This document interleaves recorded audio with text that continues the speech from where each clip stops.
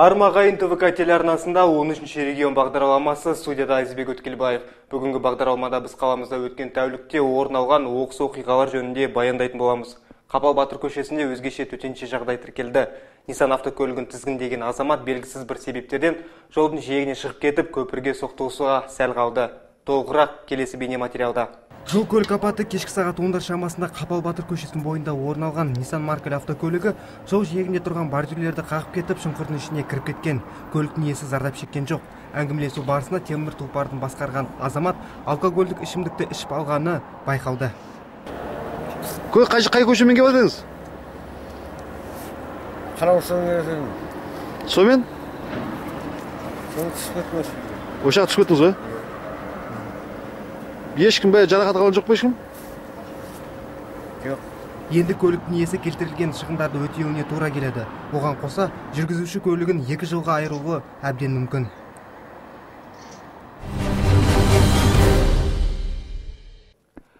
Сегізінші мөлтек ауданында жалдамалы пәтер бойынша тағы бір оқиға орын алды. Жеңіл жүрісті 2 азаматша ер азаматтың басын айналдырып, қомақты сомаға ішімдіктер мен азық-түлік алғыздырып, жалғыз өзі пәтерде қалдырып кеткен. Салдарынан ашуға мінген азамат жанжал шығарған. Келдің ба? Біздің алдымызда қызды ертіп алып кеттің ба?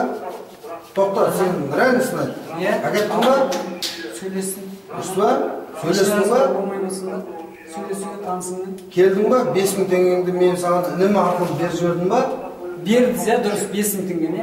Мен квартираның кілтін бердім ба? Квартираның кілтін бердім ба, берген жоқпын ба? Соны айтыңызшы. Сен бері қара, маған сен мен арқылы берген жоқсың.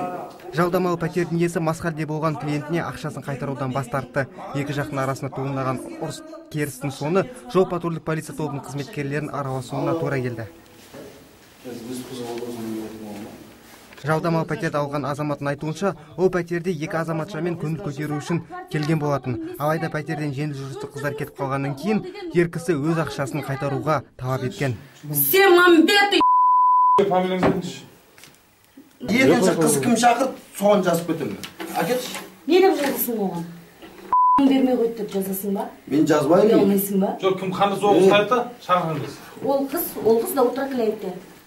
И что? Қалай? Да утра клиентте. Сен шақырғанша? Клиентте проститутка ол, жұмыс істейтін қыз. Жанжалдасқан 2 азаматтарды құқық қорғау органдарының қызметкерлері полиция бөліміне жеткізді.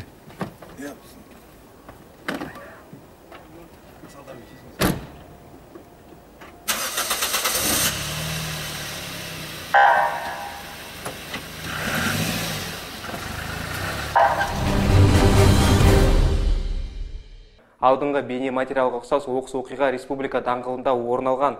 Жалдамалы пәтерге жайғасуға келген қос ғашықтың шуына көршілестер шыдай алмай, полиция қызметкерлерін шақыртты. Музыку включает, потом начинают драться ли. Ну, в общем, в итоге кончается все плачем, дракой, и так вообще покоя нет. И куда мы только не писали.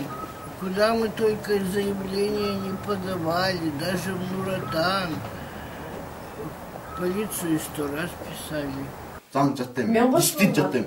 Юрист болған. Сен жатты, сүрі.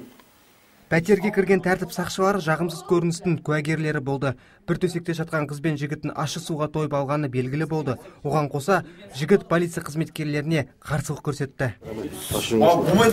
Камера болмайды.